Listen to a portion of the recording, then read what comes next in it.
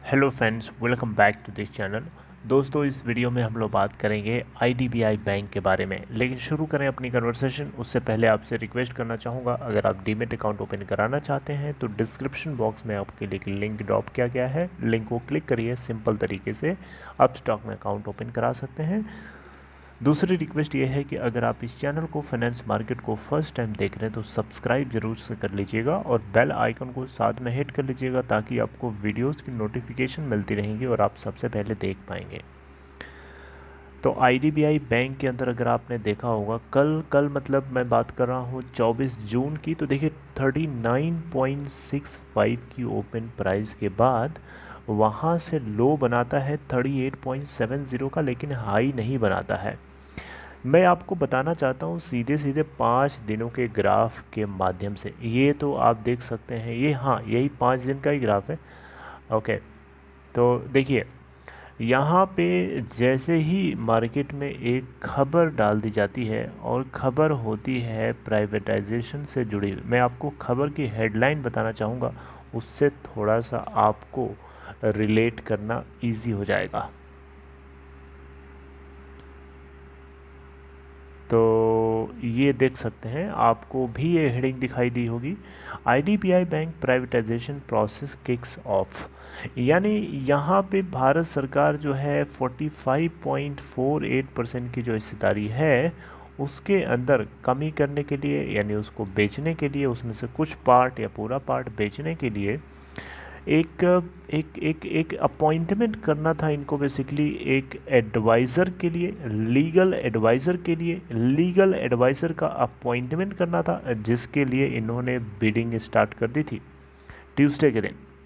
और जो बात जो है उसके अगले दिन मार्केट में एकदम आग पकड़ लेती है, और ये आग पकड़ना कहीं न कहीं एक रिटेल इन्वेस्टर्स को जला देने वाली बात है। ये देखिए लास्ट के 5 दिनों की एक्टिविटी को मैं आपको ग्राफ के जरिए बताऊंगा, इसी से समझाने की कोशिश करूंगा। देखिए ये रेंज इसकी चल रही थी पहले, देख रहे हैं, ये रेंज चल रही थी। लेकिन मार्केट में जैसे ही खबर डाल दी जाती है कि आईडीबीआई बैंक के प्राइवेटाइजेशन के लिए सरकार ने लीगल एडवाइज़र के अपॉइंटमेंट के लिए बिडिंग शुरू कर दी है। यानी लीगल एडवाइज़र भारत सरकार को क्यों चाहिए? ताकि वो इस डिसइन्वेस्टमेंट प्रोग्राम में हर कदम कदम पे सरकार को बताए, समझाए, मदद करे। समझ रहे हैं? तो ये बात जैसे ही मार्केट में उछाले जाती है उसके अगले दिन ज़रा ये देखिए, खेल देखिएगा, ये देख रहे हैं अपर सर्किट लगा देता है।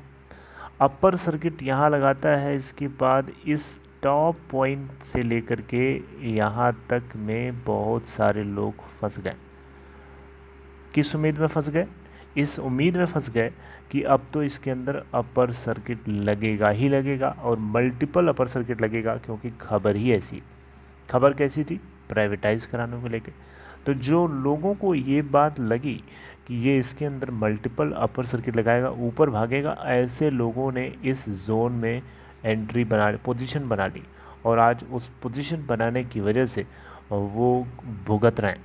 आज वो उस दर्द को महसूस कर रहे हैं जो एक आग से जला हुआ इंसान महसूस करता है।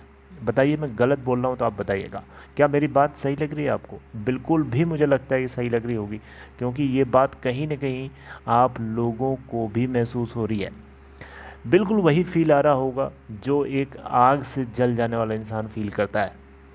इस जोन में आपने किस लिए बाई किया था? इस उम्मीद के साथ बाई किया था कि ये ऊपर रन करेगा। वैसा हुआ नहीं, क्योंकि ये चाल थी, ये एक खेल था, ये एक ऑपरेटर्स की गेम थी। ऑपरेटर्स ने इस न्यूज़ को एक चारे की तरह यूज़ किया आपके लिए, और आप उसमें फंस गए, आपको शिकार की तरह यूज़ कर लिया। मेरी बात समझ रहे हैं?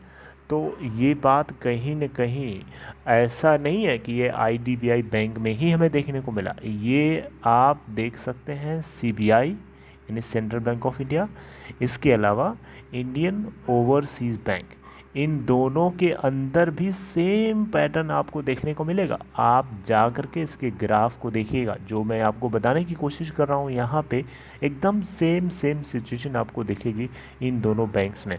प्राइवेटाइजेशन के नाम को इन्होंने चारा की तरह यूज़ किया रिटेल इन्वेस्टर्स को फंसा लेने के लिए।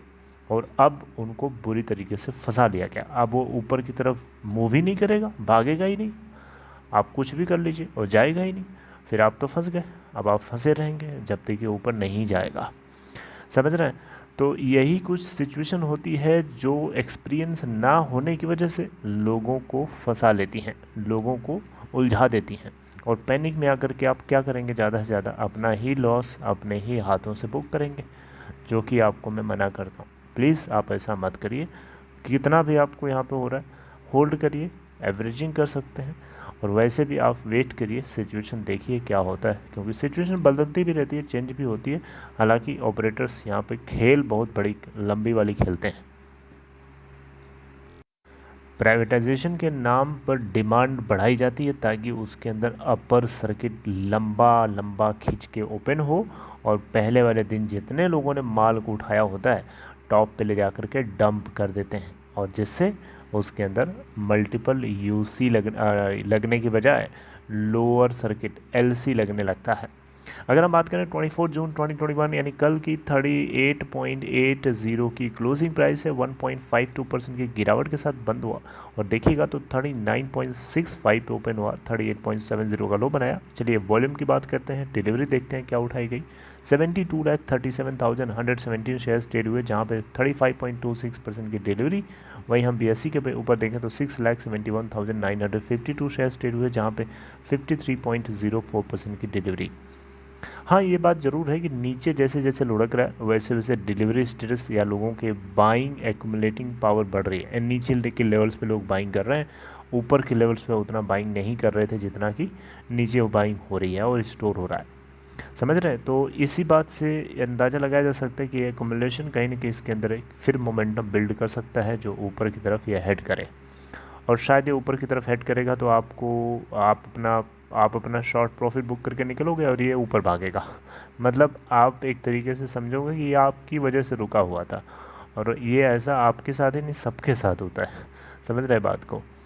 तो जैसी आपकी मर्ज़ी है, आप शॉर्ट टर्म प्रॉफिट बुक करिएगा, आपकी इच्छा है, आप चाहे लॉन्ग टर्म प्रॉफिट बुक करिए, लेकिन ये चीज़ आपको ज़रूर पता होनी चाहिए जो मैं आपको समझाने की कोशिश कर रहा हूँ। मार्केट कैप देखें तो इस बैंक की 41,773.08 करोड़ रुपए है। इस बात का अंदाज़ा ज़रा इसके इस रिटर्न प्रोफाइल से भी लगाइएगा। मैं जो बता रहा हूँ उस चीज़ को तो आपने समझ लिया, लेकिन इसी चीज़ को कंफर्म करने के लिए मैं आपको इसके रिटर्न प्रोफाइल को शेयर करना ज़रूरी समझता हूँ। आपको थोड़ा सा यहाँ से कॉन्फिडेंस बढ़ जाएगा कि मैं जो बता रहा था काफ़ी हद तक सही है। देखिए, इस बैंक ने ईयर टिल डेट में 24.92% की मात्र तेज़ी दिखाया है। एक हफ्ते में देखिए 1.30%, एक महीने में देखिए 0.64% नेगेटिव है, 2 मंथ का देखिए, 3 मंथ्स का देखिए 2.24% पॉजिटिव, कितना कम है। 6 मंथ्स का देखिए 21.79% है बस। एक साल में देखिए 7.47%, 2 साल का देखिए 12.61% प्लस में, कितना कम है। और 3 साल में तो 34.21% की गिरावट ही है।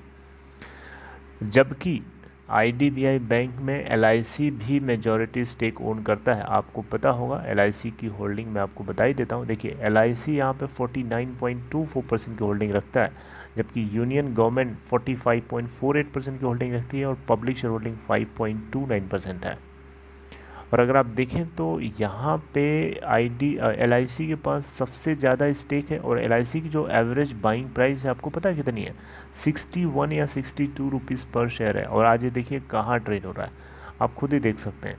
जो इसके अंदर मेजॉरिटी होल्डर है उसके पास जो इसके शेयर्स हैं वो हाई प्राइस पे हैं, लगभग डबल प्राइस पे हैं, ऑलमोस्ट डबल नहीं, थोड़ा सा ही कम, लेकिन तभी बहुत है, और उसके बावजूद भी इसमें ये प्राइस रेट चल रहा है। खुद सोच के देखिए जरा इसको। Okay, so I would like to terminate my conversation right here, friends. If you like this content, please give a big thumbs up and take care. See you next time.